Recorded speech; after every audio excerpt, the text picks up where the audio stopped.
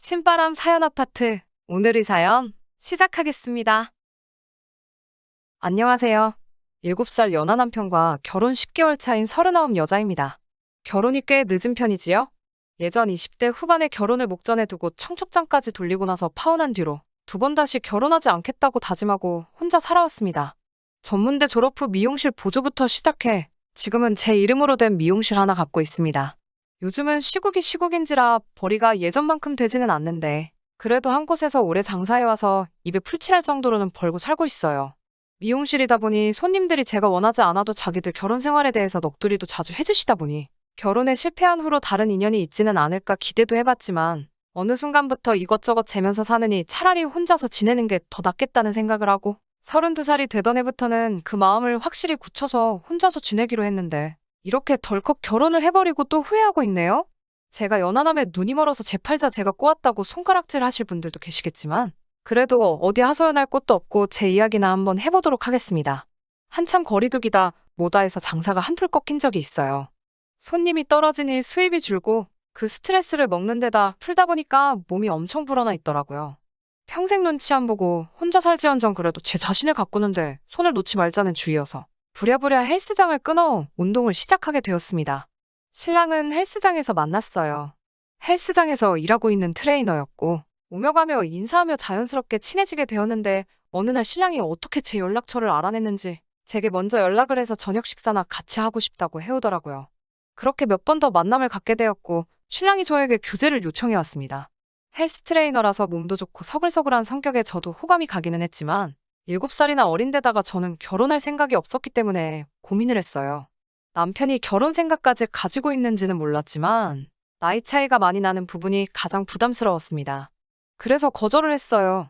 그쪽은 이제 30대 초반이지만 그렇다고 너무 이른 나이도 아니고 진짜 결혼할 상대와 진지하게 만남을 가져야 하는 것 아니냐고 정중하게 거절을 했어요. 그랬더니 남편이 그건 문제가 되지 않는다면서 몇 번이고 저에게 되물었고 저는 나이도 많고 결혼 생각도 이제 없다고 했더니 그건 상관없다고 오히려 자기 마음을 더 강하게 저에게 표현하더라고요. 그렇게 남편에게 설득당했고 저희는 교제를 시작하게 되었습니다. 사귀는 동안은 별 문제도 없었고 무난하게 만남을 지속해왔어요. 그러다 언젠가 지방에 계신 부모님 댁에 내려가 봐야 할 일이 생겼다고 말한 적이 있는데 출발하는 당일날 저희 집 앞에 옷을 차려입고 저를 기다리고 있더라고요. 부모님 댁에 같이 내려가자면서요. 저는 교제는 허락했지만 결혼할 생각이 전혀 없던 관계로 괜히 부모님 집에 남자를 데리고 갔다간 괜한 기대를 하게 만들 수도 있겠다는 생각에 한사코 거절했지만 기어코 남편은 저를 따라 부모님 집까지 내려갔습니다. 딸내미 시집 보내기는 글렀다고 생각하셨던 부모님이 제가 남자를 고향집까지 데리고 온 걸 보고는 기뻐서 눈물까지 흘리시더라고요. 그 후 남편은 저에게 계속 결혼을 하자며 구애해왔고 저는 그럴 때마다 매번 거절했습니다.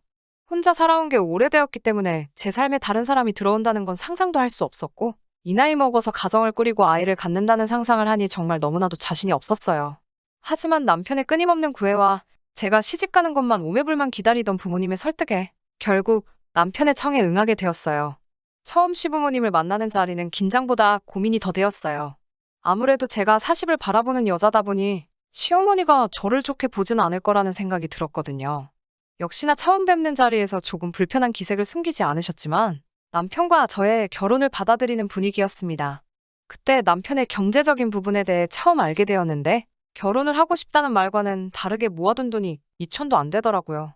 그때 조금 대책 없다는 생각이 들었는데 또 딸내미 뒤늦게 시집 보낸다고 기뻐하시던 부모님 얼굴을 생각하니 그 자리에서 결혼을 뒤집어 버릴 수 없었어요. 저는 미용실 하면서 모아둔 돈이 7천 정도 되고 제가 월세로 살고 있는 곳 보증금을 빼면 1억 정도가 더 있다고 말씀드렸어요. 그랬더니 남편이 그 집이 자가가 아니었냐며 놀라더라고요. 굳이 말한 적은 없기는 한데 월세로 살고 있는 그 집이 제 명의로 되어 있는 줄 알았나 봐요. 제가 차도 외제차 리스로 타고 다니고 혼자 사는데 궁상맞아 보인다는 느낌 보이지 않게 저한테 투자를 많이 하는 편이거든요. 헬스장도 다니고 관리도 받고 그러면서요. 제 이름으로 된 가게까지 가지고 있으니 제가 돈이 많아 보였나 봅니다. 미용실 벌이가 나쁜 편은 아니긴 한데 요즘 시국에 사실 모아놓은 돈에 손을 대야 할 정도로 상황이 어렵긴 했지만 굳이 그 사실까지는 이야기하지 않았어요. 결국 제가 모아둔 돈에 보증금을 합해서 경기도권 신축 아파트에서 신혼집을 차리게 되었습니다. 남편이 모아둔 돈 2천에 시댁에서 얼마를 더 보태서 혼수 4천만 원치 해왔고요. 아무튼 그렇게 결혼은 별탈 없이 마쳤습니다. 그런데 결혼하고 문제가 생겼어요. 이 시국에 피해만 보는 게 미용실만은 아니었던 거죠. 헬스 트레이너였던 남편이 일하는 헬스장 사정이 안 좋아지게 돼서 남편이 결혼하고 3달도 안 돼서 직장을 잃어버리고 말았습니다. 다른 일자리 알아보라고 했는데 배운 게 그거밖에 없다 보니까 헬스장 상황이 다른 것도 별반 다를 게 없는지 일자리를 통구하지 못하더라고요. 그래도 눈치가 보이는지 자기가 집안일을 하겠다고 하는데 아무리 상황이 그래도 찾아보면 힘들게 하루 벌어 하루 사는 분들도 있는데 집에서 놀 생각 하지 말고 집안일 하면서 직장 천천히 구하라고 못 박아뒀어요. 집안일을 한다고 했는데 간단한 청소해 놓는 것 말고는 거의 손도 대지 않습니다. 저녁 식사하면 설거지 몰아서 한다고 다음날 제가 퇴근할 때까지 해놓지 않고 있거나 반찬도 직접 하는 게 아니고 어디 마트 같은 데서 이미 조리해서 파는 인스턴트 같은 거를 사놓더라고요. 그걸로 제가 인스턴트 음식은 안 먹는다고 하니 시어머니한테 반찬을 싸달라고 했는가 봐요. 어머님한테서 가게로 전화가 왔어요. 남편이 반찬 싸달라고 해서 남편 손에 쥐어보냈는데 그 무겁고 냄새나는 반찬통 들고 대중교통 타러 가는 모습을 보니 너무 안쓰럽다고 제가 타는 차를 남편을 주라고 하시네요. 저는 제 차로 출퇴근해야 하기도 하고 남편이 일도 안 하고 집에서 노는데 무슨 차가 필요하냐고 대번에 반대를 했습니다. 그랬더니 집안일 한다고 해도 경기권 신도시에 차 없이 어떻게 생활을 하냐고 장을 보려고 해도 10분은 차를 운전해 나가야 하는데 그런 것도 모르고 너무 저만 생각하는 거 아니냐고 저를 나무라셨어요. 듣다 보니 어이가 없어서 제가 실수한 게 맞지만 걔가 차가 뭐가 필요하냐고 자전거면 딱이겠다고 자전거를 사주겠다고 했더니 하늘 같은 남편한테 걔가 뭐냐고 대체 왜 반말을 쓰느냐고 하시면서 앞으로 존댓말을 쓰라고 하십니다. 어머님께 제가 나이가 7살이 더 많은데 존댓말을 쓰라고 하시는 거냐 물어보니 제대로 들었다고 서로 존대를 하는 게 아니고 저만 남편에게 존대를 써야 한다고 하시네요. 그 이후로 당연히 남편에게 존댓말을 하지는 않지만 시어머니와 함께 있거나 통화를 하는 상황에서는 하는 수 없이 존댓말을 사용해왔어요. 정말 하루하루 참고 살고 있으니 부처님이 되는 것만 같았습니다. 가뜩이나 나아질 것만 같지 않은 상황에 변종일이 뭐니 해서 점점 더 악화가 되는 시기였어요. 어느 날 남편이 어떻게 알았는지 저한테 시댁하고 친정하고 차별하는 거냐면서 화를 내더라고요. 결혼 전부터 제가 친정의 용돈식으로 그달 매상에 따라서 30에서 50 사이로 생활비 겸해서 보내드렸었거든요. 결혼 후에도 당연히 보내드렸죠. 그런데 그걸 어디서 알고는 시가에는 왜 생활비를 안 주냐는 식으로 짜증을 부리더라고요. 남편 입장에서는 차별이 맞을 수도 있지만 이건 결혼 전부터 드리던 거고 요즘 매출도 안 좋으니 양가해 드리려면 얼마 되지도 않는 돈을 반으로 나눠드려야 하니 돈 10만 원 가지고 뭘 드렸다는 기분도 안 나잖아요. 거기에 원래도 얼마 벌지도 못했지만 직장이라고 있던 거 잘려가지고 돈 한 푼도 벌지 않는 남편이 그걸 가지고 불공평하다고 한다는 것 자체가 말이 되지 않았어요. 그래서 그게 뭐가 문제가 되냐고 했어요. 너가 벌어서 더 드리면 되는 거 아니었냐 했더니 어이없게도 남편이 하는 말이 시가에 용돈을 안 보내드렸다는 게 아니라 애초에 왜 친정에 용돈을 드리냐는 식으로 나오더라고요. 그 상황에는 정말 무슨 말을 하고 싶은 건지 알 수가 없어서 대체 무슨 뜻으로 하는 말이냐 물어봤어요. 그랬더니 결혼할 때 시가에서는 돈을 보태줬고 친정에서는 한 푼도 돈을 안 보태지 않았냐면서 정작 결혼할 때 도와준 건 시댁인데 이거 완전 재주는 곰이 부리고 돈은 되놈이 가져가는 꼴 아니냐면서 역정을 내더라고요. 남편 말 틀린 거 하나 없이 친정에서 도와준 거 하나도 없습니다. 그렇지만 제 돈 1억 7천에 제 이름으로 대출까지 땡겼고 남편 돈 고작 2천에 시가에서 보태준 돈 2천. 그까짓 거 없었어도 충분히 지금 사는 집 살 수 있었고 대출 조금 더 받으면 해결되는 부분이었습니다. 아니 만약에 정돈이 궁하고 힘들었으면 친정에서도 충분히 건네줄 만큼의 형편은 됐고요. 아무리 제가 나이차가 많이 나도 제가 매달려서 한 결혼도 아니고 그렇다고 형편 기우는 결혼을 한 것도 아닌데 이 남자가 대체 왜 이러는가 싶더라고요. 고작 돈 4천 가져온 거 가지고 저 혼자 벌고 있는 돈을 이리 빼먹고 저리 빼먹고 하려는 건가 싶더군요. 늦은 감이 있지만 저는 그때 깨달았습니다. 나이 차이 나는 저에게 끊임없는 구애를 해온 이유는 저라는 인간을 사랑한 게 아니고 제 겉으로 보이는 모습, 외제차라든지 월세였지만 강남 아파트에 살고 있는 평일 오전에도 헬스장을 다니는 여유를 가진 여자. 제 겉으로만 보이는 부유함을 눈치채고 제게 접근한 것이고 저와 결혼하게 되면서 이 남자가 2번 다시 일도 하려고 하지 않는다는 걸요. 시가 식구들과 친정 식구들에게 말씀드릴 게 있다고 해서 남편만 빼놓고 따로 불러 모아 말씀드렸습니다. 이러이러한 이유들로 이혼을 고려 중이라고 말씀드렸더니 어머니는 김서방이 뭐가 어떠냐면서 오히려 저를 말리십니다. 노처녀의 이혼료 꼬리표까지 달면 이제 시집은 어떻게 또 갈 거냐면서요. 낳을 계획도 없는 손주 이야기까지 꺼내시면서 제가 결정한 결혼이니 그런 사소한 이유로 이혼을 하면 되겠냐고 저를 나무라시고 그 말을 들은 시부모님도 기고만장해져서 남편이 직장을 잃고 스트레스를 받아 그러는 거고 본성은 착한 아이니 자기들이 잘 이야기하겠다고 하더군요.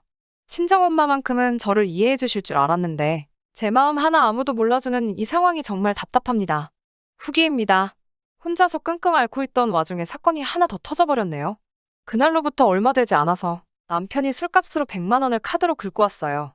술에 잔뜩 취해서 집에 들어왔길래 무슨 술을 먹어야 100만 원을 쓰냐고, 혹시 혼자서 술값까지 다 내고 온 거냐고 같이 마신 친구들은 뭐 했냐고 잔소리를 조금 했어요.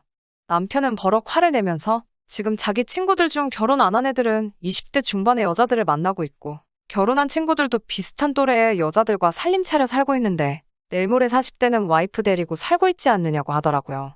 그게 무슨 말이냐 물었더니 그래야 마누라가 자기 떠받들고 사는 걸 알고 면이 서지 않겠냐는 말도 안 되는 소리를 하더라고요. 처음으로 집에서 방방 날뛰면서 고래고래 소리를 지르며 이제 더는 못 살겠다고 이혼을 하자고 소리를 질렀어요. 남편이 기다렸다는 듯이 오냐 알겠다면서 순순히 합의 이혼을 해주겠다고 하더라고요. 이혼 전문 변호사를 찾아간 자리에서 남편은 그 시꺼먼 속내를 다 보여주더라고요. 이혼 시 공동명의로 된 아파트 재산 분할에 관한 질문부터 하더라고요. 변호사님이 조금 애매하다는 표정으로 혼인기간이 짧은 데다가 아파트는 오롯이 저의 재산으로만 마련이 되었다는 증거가 명백하기 때문에 아무리 공동명의일지라도 아파트는 재산 분할 대상에 전혀 포함이 되지 않는다고 하더라고요. 제 외제차도 리스로 타고 있는 거라 당연히 포함이 안 되고 남편이 가지고 갈 수 있는 건 신혼집에 사놓은 혼수들 뿐이라고 하더군요. 남편의 일그러진 표정을 보니 뭔가 계획대로 되질 않아서 많이 당황한 듯한 얼굴이었습니다. 그 얼굴을 생각하면 지금도 속이 후련해요. 똥 씹은 표정으로 사무실을 나오면서 저한테 다시 잘해보자고 말하고 싶은데 자기가 질러놓은 게 있으니 아무 말도 못 꺼내고 똥 마려운 강아지 마냥 안절부절 못하던 모습이 아직도 기억나네요. 결국 저희는 합의 이혼을 하기로 했고 지금은 숙려기간 중입니다. 남편은 웬일로 직장을 구했고 저한테 그 어느 때보다 잘하고 있어요. 친정에도 용돈을 보냈다는 식으로 생색도 내고 있고요. 제 마음을 돌리려고 하는 뻔한 속셈이죠. 하지만 저는 이 결혼 끝낼 생각입니다. 남편이 반성을 하고 새로운 사람으로 태어나도 여태껏 혼자 살아오면서도 아무런 어려움 없이 잘 살아왔고 제 인생에서 이 남자가 사라진다고 해도 달라질 거 하나 없으니까요. 남편이랑 사는 건지 애를 키우는 건지도 모르겠고 깨가 쏟아지는 신혼생활도 아니고 제가 무슨 부귀영화를 누리려고 이 결혼을 했는지 후회가 되긴 하지만 이제 이렇게라도 정리하고 다시 저만의 삶을 살 수 있게 되어서 너무 후련하고 행복합니다. 후기까지 포함하면 굉장히 긴 이야기인데 고구마 참으시면서 끝까지 들어주신 여러분들께 정말 감사드립니다. 이만 여기서 사연 마치도록 할게요. 끝까지 들어주셔서 감사합니다. 오늘의 사연은 여기까지입니다. 구독과 좋아요, 알람 설정 부탁드리고 더 좋은 사연으로 다시 찾아뵙겠습니다. 감사합니다.